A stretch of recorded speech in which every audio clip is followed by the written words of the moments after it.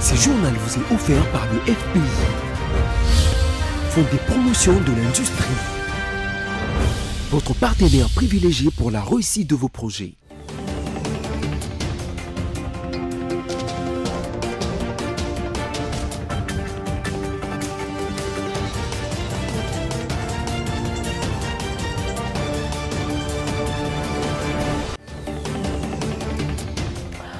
Nous sommes ensemble sous BSC Télévision. Mesdames et messieurs, bienvenue. Voici nos titres. Le premier vice-président de l'Assemblée nationale, l'honorable André Mbata, a reçu en audience ce mardi 20 septembre une délégation de l'Association de professeurs des Lunikines pour la mise au parfum d'une série des doléances sur les sociales de professeurs d'université. Dans une conférence de presse tenue ce mardi 20 septembre à Goma, la coordination provinciale de la société civile Forces vives du Nord Kivu promet de mener des actions pacifiques pour pousser les gouvernements à récupérer Bunagana entre les mains de M23 et accélérer les processus pour les départs de la MONUSCO. Voilà, c'est tout pour le titre. Bienvenue si vous nous rejoignez. Les comités de gestion de centrales électorales ne ménagent aucun effort pour atteindre sa mission. C'est dans ces cadres qu'il a réceptionné le kit d'enrôlement de production de cartes et services connexes le lundi 19 septembre en provenance de la Corée du Sud. Le détail avec Josué Kalamba. Les kits d'enrôlement, de production de cartes et services connexes sont bien arrivés à Kinshasa lundi 19 septembre 2022 en provenance de la Corée du Sud. 3 moments forts et pleins de significations ont marqué ce grand événement. D'abord, la réception par le rapporteur de la Commission électorale nationale indépendante, Patricia Nsea, à l'aéroport international de Njili, accompagné de la questeure adjointe Sylvie Birimbano, qui a aussi la charge de la logistique et de la secrétaire exécutive nationale Marie-Josée Kapinga. Au pied de l'avion, ces membres de la centrale électorale ont réceptionné des mains des missionnaires de la CENI revenant de Séoul, ces matériels préalables à la tenue des élections en 2023. Patricia Nsea a symboliquement remis un kit à Sylvie Birimbano, qui va s'occuper de l'entreposage et dispatching dans les sites retenus. Notre présence à l'aéroport international de Njili s'inscrit dans la suite de la mission que nous avons effectuée tout récemment en Corée du Sud pour lancer la production des kits qui vont servir à l'identification et l'inscription des électeurs, donc à l'enrôlement. Et aujourd'hui, notre partenaire Miru System a envoyé quelques kits pour le test grandeur nature pour contrôler la fiabilité et la fonctionnalité de ces kits avant la production à grande échelle. La CENI, le président Denis Kadima, tous les membres de la plénière ainsi que tous les cadres et agents sont déterminés à organiser les élections dans le délai constitutionnel. Donc pour nous, c'est une joie que le fournisseur ait respecté le délai qu'on s'est convenu pour livrer ses premiers kits. La deuxième étape est intervenue au siège de la CENI, le président Denis Kadima, entouré du deuxième vice-président Didi Manara, du rapporteur adjoint Paul Moindo et du secrétaire exécutif national Toto Mabikou, a reçu de Patricia Nsea ses kits. Avec ces machines, les élections deviennent une réalité, a lâché Denis Kadima, tout souriant.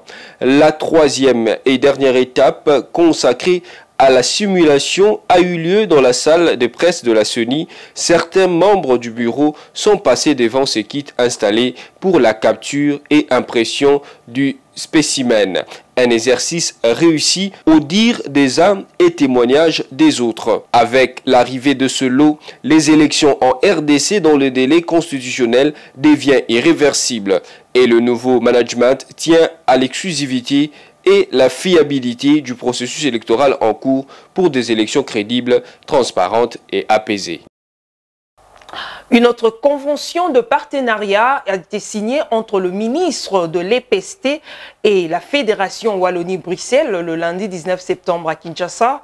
Cette dernière vise à former les corps enseignants en RDC avec comme objectif général de contribuer à une éducation de qualité pour tous. Encore une fois, Josué Kalamba. C'est la prolongation en fait d'un programme très important pour l'éducation ici en RDC, tout simplement parce que c'est un programme qui existait auparavant, c'est en fait la formation des maîtres à distance. Et l'éducation évidemment constitue une priorité pour la RDC comme pour la Fédération Wallonie-Bruxelles, mais pour avoir un enseignement de qualité, nous avons besoin aussi d'avoir une équipe éducative, des enseignants de qualité. Et donc cette convention vise à prolonger 2022-2026 la formation à distance des maîtres, des enseignants. Donc c'est très important parce que je sais aussi combien l'éducation et l'enseignement est important dans la stratégie, dans le programme de la RDC. Et le fait de pouvoir signer cette convention avec le ministère de l'enseignement primaire, secondaire et technique est importante avec l'OIF, l'Organisation internationale de la francophonie, mais aussi avec l'AUF et l'APF. Donc ce sont des partenaires qui vont vraiment maintenant contribuer à la mise en œuvre de cette convention et donc de cette formation à distance des maîtres qui est essentielle, que ce soit pour la RDC, que ce soit pour la Fédération Wallonie-Bruxelles. Alors ce sont des centaines de maîtres ici en RDC, mais aussi dans d'autres pays, puisque nous partageons aussi ce programme de formation à travers d'autres pays. C'est un programme qui existe depuis une dizaine d'années maintenant et que nous avons voulu prolonger parce qu'il a démontré toute son efficacité. Je l'ai dit, pour un enseignement de qualité, l'équipe éducative, les maîtres, les enseignants constituent évidemment des pivots absolument indispensables pour mener à bien ces réformes. Le premier vice-président de l'Assemblée nationale, l'honorable André Mbata, a reçu en audience ce mardi 20 septembre une forte délégation de l'association de professeurs de l'UNIKIN à Poukine. Au menu des échanges, la transmission d'une série de doléances sur les sociales ainsi que leur désapprobation de derniers arrêtés ministériels de professeurs d'université qualifiés de fantaisistes. Je vous propose d'écouter les porte-paroles de la Poukine. Nous sommes venus voir le président de l'Assemblée nationale et comme il n'est pas présent, c'est le premier vice-président qui nous a reçus. C'est pour des questions essentielles. D'abord, vous savez que l'UNIKIN, l'association des professeurs de l'Université de Kinshasa, est en grève depuis le 20 juillet 2022. Deuxième question, c'est la question de ce que vous avez appris à travers les médias, notamment les nominations qui seraient des nominations fantaisistes. Et nous avons estimé que l'Assemblée nationale, avec son pouvoir de contrôle, pouvait exercer le contrôle pour permettre à notre secteur de fonctionner normalement. Une autre question, c'est la question du budget, parce que nous sommes pendant la période cruciale, le débat autour du budget de la République, et nous estimons que pour éviter ce que faisaient nos prédécesseurs, n'est-ce pas, passer après les débats de l'Assemblée nationale, donc demander des augmentations, des améliorations des conditions de vie, alors que le budget aura déjà été voté, nous avons estimé qu'il fallait saisir l'autorité budgétaire au bon moment afin de lui permettre à la fois de tenir compte des orientations qui ont été faites par le président de la République. Raison de tout cela, parce que toutes les promesses nous données par le gouvernement ne tiennent pas, c'est comme ça que nous avons estimé que l'Assemblée nationale, autorité budgétaire et autorité de contrôle, n'est-ce pas, du gouvernement, pouvait nous venir en aide de telle manière à ce que les revendications des professeurs puissent trouver des solutions. L'éditeur de la référence Plus et l'analyste politique Marcel Ngoy condamne avec dernière énergie les propos de Antonio Guterres, patron de l'ONU. On l'écoute. Condamnant avec la dernière énergie les propos d'Antonio Guterres, Marcel Ngoy Wangoy, l'éditeur général du journal La Prospérité, estime que la RDC recherche l'implication de la mission onusienne que de tels propos qu'il qualifie d'irresponsables. Je crois que ces propos-là cautionnent l'agression dont le Congo est victime maintenant. Et je condamne avec la toute dernière énergie la tenue de tels propos de la part d'un responsable, d'un si haut responsable des Nations Unies. Je pourrais aller même plus loin, jusqu'à dire que ce qui était bon et recommandable pour lui, c'est aujourd'hui de réfléchir sur comment requalifier la mission de la MONUSCO et même voir dans quelle mesure on peut donner à cette MONUSCO un mandat plus robuste et comment même l'équiper de façon que la mission des Nations Unies au Congo redevienne une autre mission, renouvelée, requinquée, actualisée et adaptée à la situation. Et tel qu'il le dit, ça me laisse entrevoir que plus tard qu'on puisse envisager le déploiement d'une autre force, autre que la MONUSCO. C'est-à-dire, lui veut aujourd'hui qu'on puisse penser à une force d'imposition de la paix qui serait une toute autre force que la MONUSCO actuelle. Selon Marcel Ngoy, les propos du secrétaire général de l'ONU est un aveu d'impuissance et invite les Congolais à prendre des mesures pour mettre fin à cette agression. C'est totalement irresponsable. Il faut que les Congolais prennent la mesure de leur responsabilité pour faire face à cela. Je donne raison à certains politiciens de Mouzito.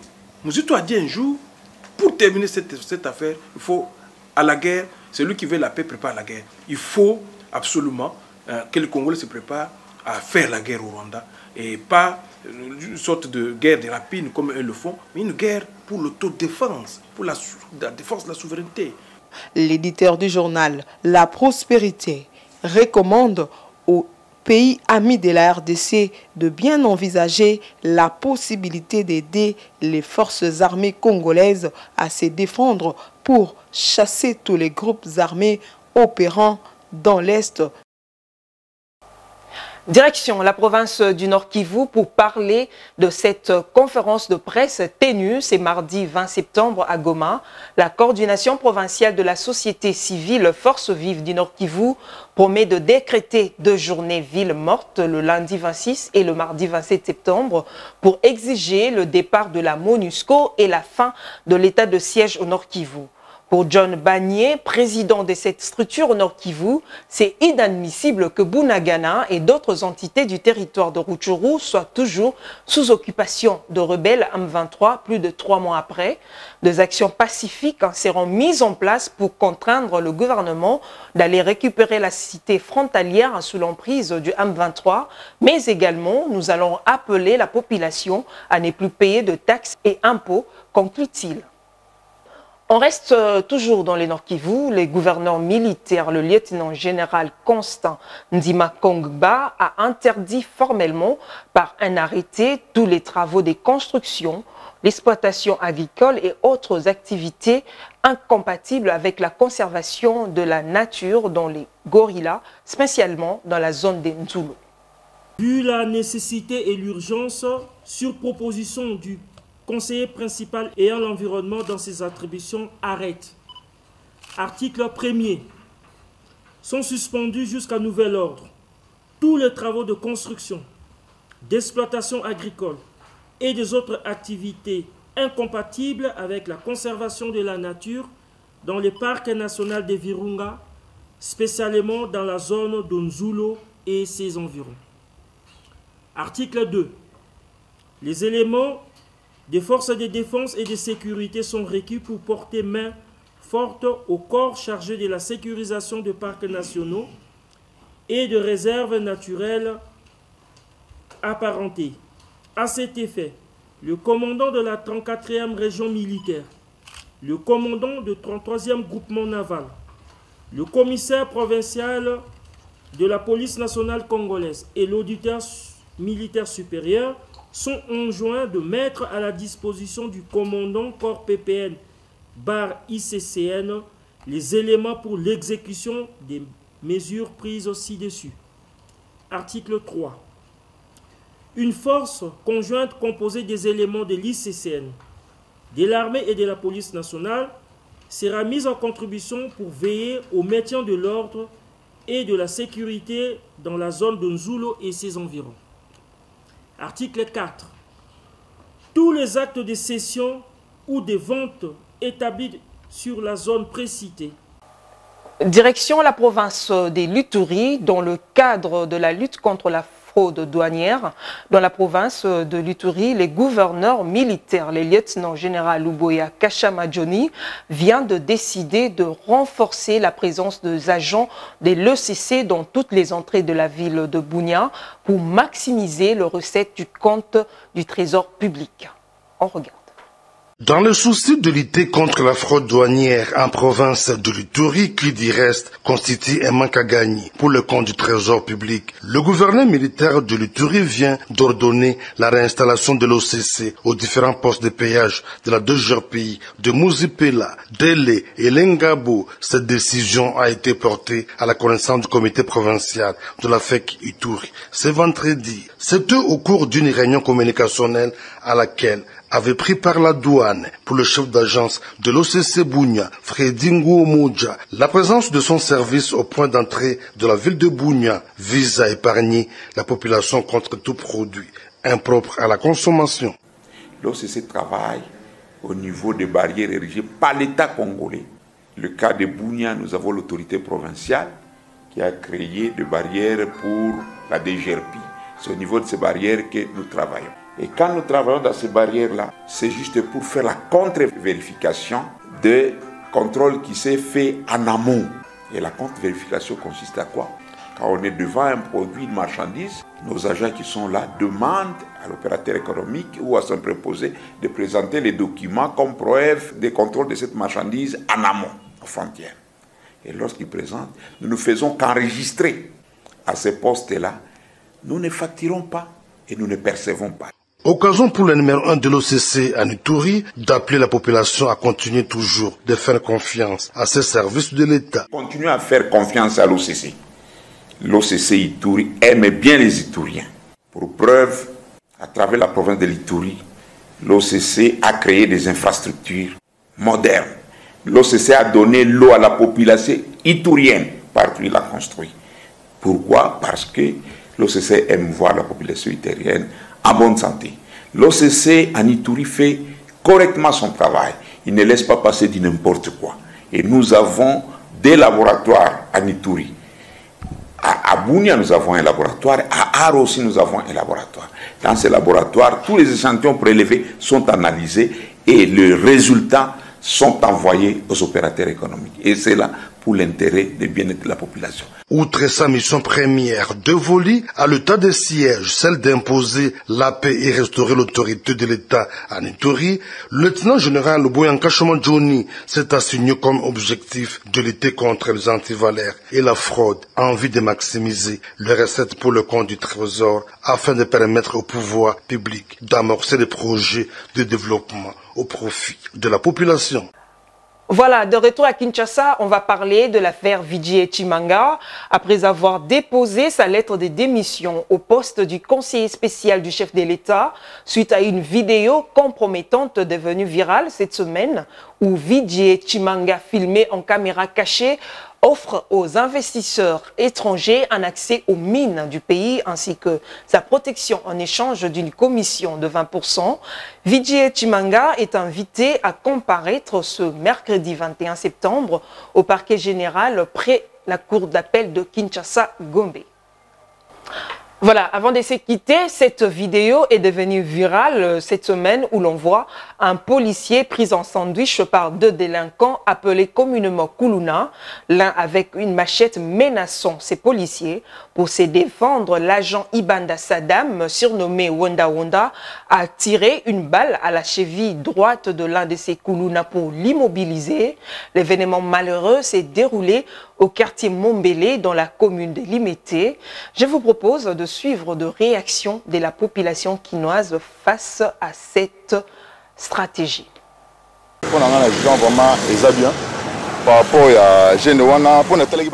Pour moi, c'est bien par rapport à ce jeune-là qui avait de mauvaises intentions, en progressant vers les policiers avec sa machette. Les policiers en tirant s'est protégé, sinon c'est lui qui allait être blessé.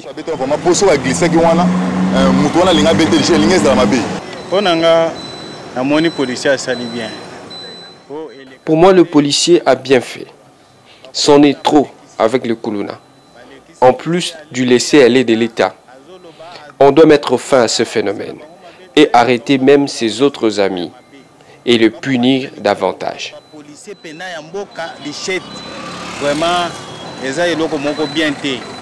Voilà, c'est tout pour aujourd'hui. Merci pour votre attention. Mais avant cela, je vous rappelle les titres.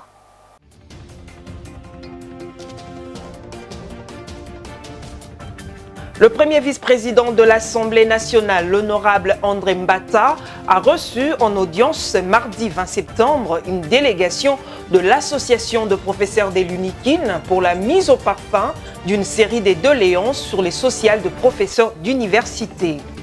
Dans une conférence de presse tenue ce mardi 20 septembre à Goma, la coordination provinciale de la société civile Force Vive du Nord Kivu promet de mener des actions pacifiques pour pousser les gouvernements à récupérer Bunagana entre les mains de M23 et accélérer les processus pour le départ de la MONUSCO. Ce journal est complètement terminé. Merci pour votre attention et bonne suite des programmes sur BSC Télévision. Au revoir.